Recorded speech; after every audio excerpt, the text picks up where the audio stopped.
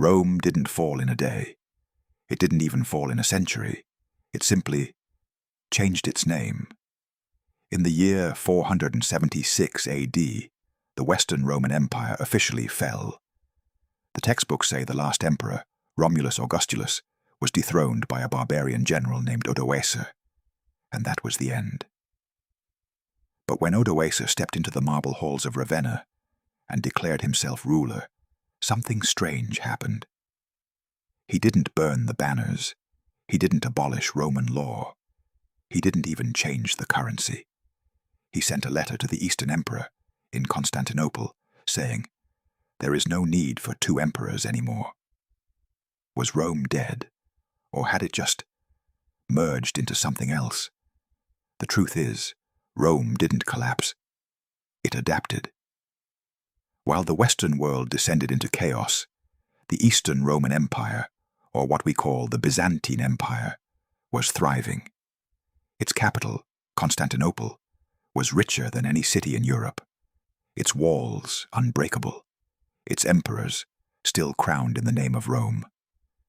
To them, the Roman Empire had never ended. They still called themselves Romans. Their empire still ran on Roman law. Their armies still marched under the eagle, and their citizens still spoke the language of power. Greek now, but Rome's spirit was alive in every stone. So when historians say Rome fell, one can't help but ask, which Rome are they talking about? In the centuries that followed, the West lay in ruins, warlords, tribes, and the ashes of forgotten cities. But in the East, the empire evolved into a machine of survival. It outlived the Goths, the Huns, the Vandals, even the Persians. When the flames of the Dark Ages consumed Europe, Constantinople stood as a shining island of order, art, and science. Its scholars preserved ancient texts that would later rebuild Western civilization. Its navy ruled the Mediterranean. Its gold solidus remained the most trusted currency for over 700 years. If the world was broken, how did one city manage to keep the light of Rome alive for 1,000 more years? The Byzantines called themselves Basileia ton Romaion, the empire of the Romans. Not Greeks, not Byzantines, Romans. Their emperors bore Latin titles. Their coronations followed Roman tradition. Even their architecture, the arches, the domes, the legions' insignias, echoed an empire long thought dead. When Western Europe crowned new kings, they were still imitating the old Rome, copying its laws, its symbols, its structure.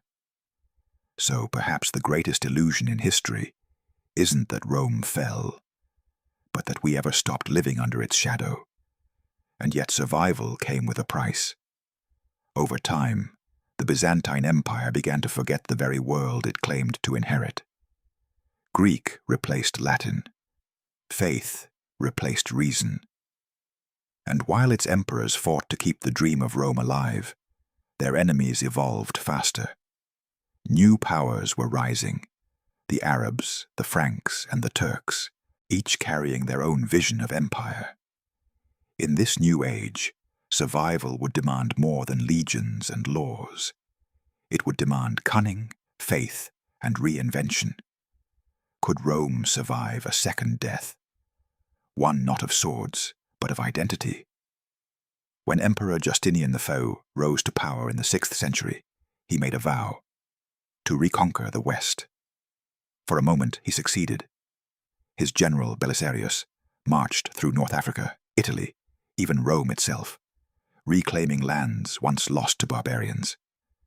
For the first time in a century, the eagle of Rome flew again over its ancient heart. But the wars drained the empire's soul. Plagues struck, gold vanished, and borders shrank once more. By the time Justinian died, his dream of a reunited Rome was buried with him. Yet still, the empire endured. How does something refuse to die for over 1,000 years? What secret kept this ghost of Rome alive when every other empire turned to dust? When Rome fell in 476 AD, the Western world believed the empire was gone. The barbarians had taken the eternal city. The Senate had dissolved. The once mighty legions had vanished into dust. But deep in the eastern lands, in the shining marble city of Constantinople, the Roman Empire continued to breathe. It simply changed its language and its mask. The Byzantines never called themselves Byzantine. To them, they were Romans. Their emperor was Basileus ton Romeon, emperor of the Romans. The empire was alive, just hidden beneath Greek words and Eastern silks. So, did Rome really fall? Or did it quietly relocate? Constantinople was not merely a city. It was a fortress of secrets. The city walls were so impenetrable that they stood for nearly 1,000 years. Inside, gold flowed from every corner of the known world. Scholars preserved ancient manuscripts, while Western Europe sank into darkness. Roman law, Roman architecture, and Roman statecraft continued, refined, and adapted. The Hagia Sophia became a new symbol of divine authority, echoing the same imperial pride that once filled the Forum. Was this the real Rome, the one that survived in silence while the world forgot? The Byzantines had inherited more than an empire. They had inherited the illusion of eternity. They believed Rome was destined never to die, only to transform. They called themselves the guardians of civilization, standing between chaos and the world. Their spies reached from Venice to Persia. Their diplomacy was a game of invisible warfare, assassinations, marriages, bribes, and betrayals that reshaped kingdoms without a single legion marching. Some historians now call them the world's first intelligence empire. How many modern governments, you wonder, learned their secrets from this hidden Rome? But the shadows grew long. To the north, Slavic tribes and Viking mercenaries began to carve their names into history. To the east, a new power was rising, the Caliphate, swift, unstoppable, and armed with both faith and fire. The Eastern Romans found themselves facing an enemy unlike any they'd fought before. No longer did war follow the old Roman rules. The battlefield had changed, and so had the empire's soul. How long can an empire survive when its body is bleeding from 1,000 cuts, but its spirit refuses to die? Yet even as the empire shrank, its influence deepened. Byzantine priests carried Roman Christianity into the cold forests of Russia. Traders brought Roman coins into distant kingdoms that had never seen a Caesar. The empire's ambassadors negotiated with distant khans and northern kings, binding the ancient Roman name to every treaty. Even after losing Egypt, Syria, and much of Anatolia, the Byzantines held one thing their enemies could not: legacy. What force could erase an empire that lived in the mind as much as on the map?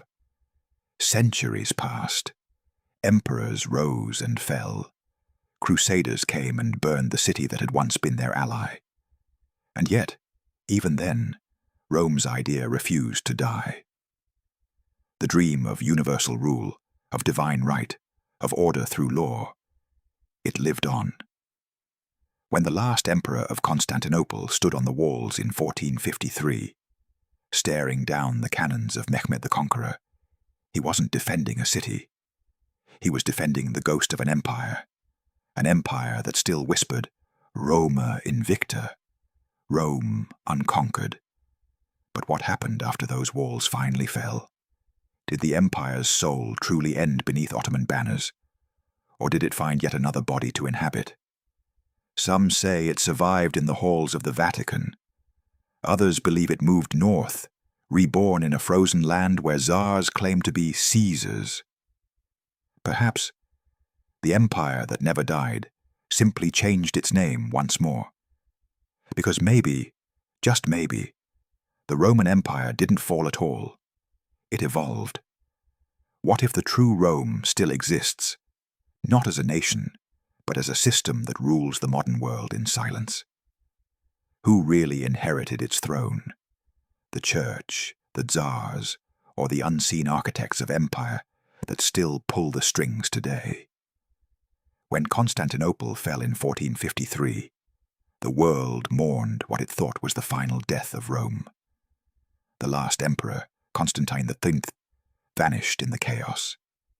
His body never found, his crown lost beneath the smoke of cannon fire. But history, as it turns out, rarely ends with silence, because the fall of Constantinople did not bury Rome's spirit. It released it. The soul of the empire scattered like embers across the world, and wherever those embers landed, new Romes began to rise. In the ashes of Byzantium, refugees fled westward, carrying relics, manuscripts, and the old imperial knowledge. Among them were scholars who had guarded ancient Greek and Roman texts for centuries, scrolls banned or forgotten in medieval Europe. When they reached Italy, they brought with them something far more dangerous than gold: ideas. The Renaissance was born from the ashes of Constantinople, as if Rome's mind had been reborn in Florence, Venice, and Rome itself. But was that rebirth truly cultural? Or was it the empire finding a new disguise? Because behind the art and science, something else was stirring. The Vatican, the smallest kingdom on earth, began to act like an empire. Popes claimed divine authority over kings, crowned emperors, and sent legions of missionaries across the seas. The Roman Church was not merely spiritual, it was political, diplomatic, and strategic, just as the Caesars had been. From their marble halls, popes orchestrated wars, drew borders, and decided which rulers would wear crowns. Was this the true continuation of Rome, not through armies, but through influence and faith? In 800 AD, centuries earlier, Pope Leo III had already crowned Charlemagne as Imperator Romanorum, Emperor of the Romans, reviving the name Holy Roman Empire. It wasn't just a title, it was a claim, a declaration that Rome's bloodline of power was eternal, even if its geography was not. The Holy Roman Emperors ruled over vast territories across Europe, Germany, Italy, Austria, with laws and symbols rooted in the ancient empire. Their standards bore the double-headed eagle of Byzantium, their ceremonies echoed the old imperial rites. Was this a coincidence, or the empire's hidden hand, ensuring its own resurrection? But the Holy Roman Empire was not united by might. It was united by belief. The idea that civilization needed an emperor, a divinely chosen ruler to maintain order and crush chaos, was pure Roman philosophy reborn. Every coronation, every decree, every conquest was wrapped in the same illusion the Caesars had mastered, that power was sacred. And yet, the true power often did not rest in the emperor's hands, but behind the scenes, with those who controlled the money, the knowledge, and the church itself. So, who really ruled this Holy Rome? While Europe rebuilt itself under this shadow, another transformation unfolded.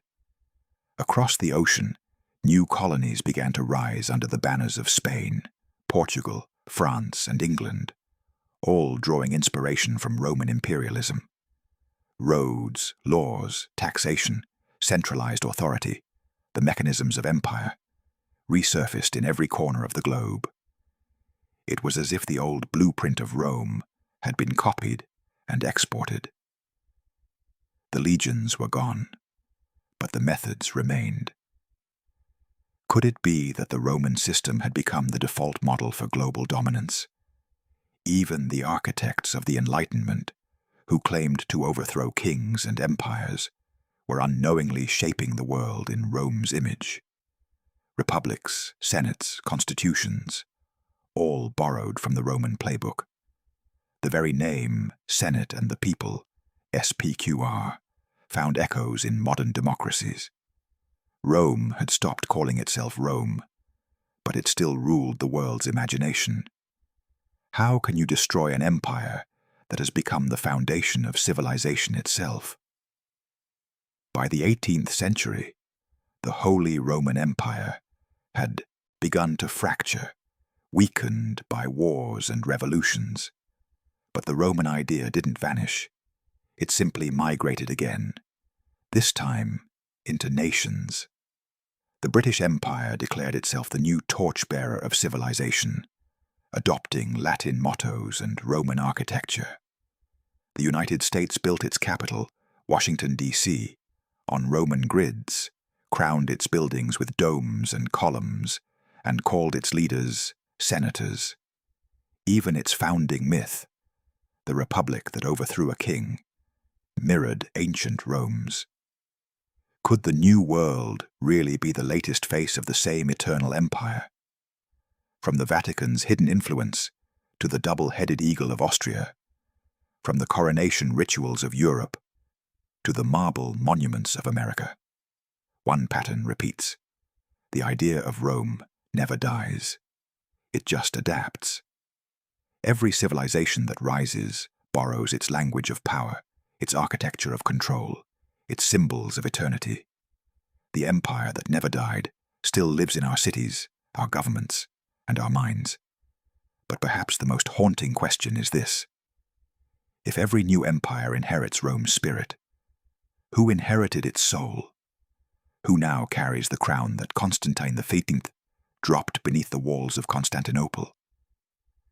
Maybe it isn't a nation at all. Maybe it's something invisible, a system of governance, a hidden order of influence, a way of thinking that transcends flags and names.